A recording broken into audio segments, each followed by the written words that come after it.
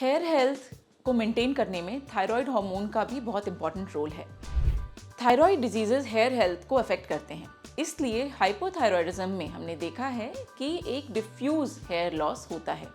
तो क्या वो तरीके हैं जिससे अगर हम हाइपोथायरॉयड हैं तो हेयर फॉल या हेयर लॉस को हम कंट्रोल कर सकते हैं? इस वीडियो में हम यही डिस्कस करेंगे। जब हम हेयर ग्रोथ साइकिल्स की बात करते हैं तो हमारे जो स्कैल्प के हेयर हैं वो किसी भी एक फेज में नहीं रहते, सारे हेयर एक फेज में नहीं रहते। मतलब ग्रोथ का फेज है, रेस्टिंग फेज है या फॉल का फेज है, ये जो है ये स्टैगर्ड होता है। मतलब कुछ हेयर कभी ग्रोथ के फेज में होंगे, कुछ हेयर रेस्टिंग फेज में होंगे और कुछ हेयर जो है वो फॉल वाले स्टेज में होंगे। इसलिए हमेशा हमें अपने स्कैल्प पे हेयर नजर आते हैं।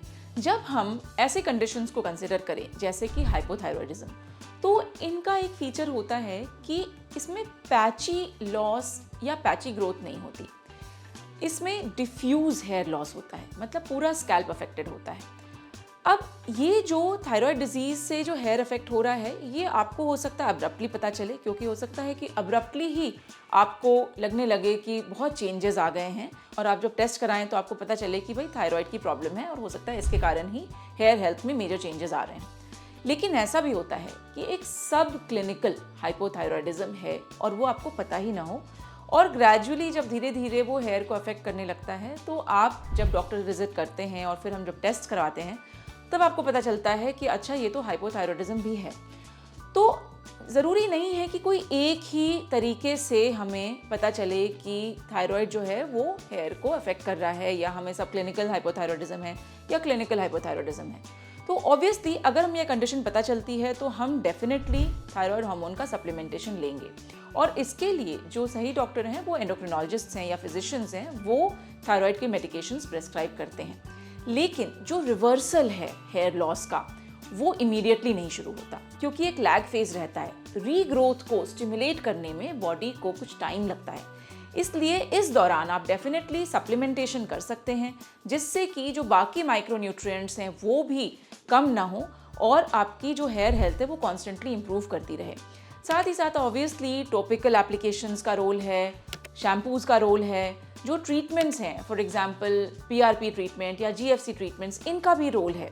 तो डेफिनेटली हम ज़रूर ये चाहते हैं कि थायराइड तो करेक्ट हो ही, लेकिन उसके साथ साथ ही जो माइक्रोन्यूट्रिएंट्स हैं वो भी बैलेंस्ड हो जाएं, so that when you have your thyroid hormones normalised then you can have the best hair growth. एक और बात यह है कि अगर आप हेयर ट्रांसप्लांट कंसिडर कर रहे हैं तो डेफिनेटली थायराइड हार्मोन का नॉर्मल होना ज़रूरी है, क्योंकि ये अल्टीमेटली आपके रिजल्ट को अफेक्ट करेगा। इसलिए रूटीनली हम हेयर ट्रांसप्लांट्स के पहले थायराइड हार्मोन की प्रोफाइल ज़रूर कराते हैं। जब हेयर लॉस बहुत ज़्यादा होता है तो ऑब्वियसली हम अलग अलग चीज़ों को एक्सप्लोर करते हैं, लेकिन मेरी यही राय रहेगी कि कोई मिरेकल क्योर आप नहीं ढूंढें। स्लोली जैसे ही आपके हार्मोन लेवल नॉर्मलाइज होंगे, ये जो टेम्प्रेरी हेयर लॉस या हेयर फॉल की प्रॉब्लम है वो ज़रूर ठीक हो जाएगी। इसमें दो बातें और मैं बताना चाहूँगी।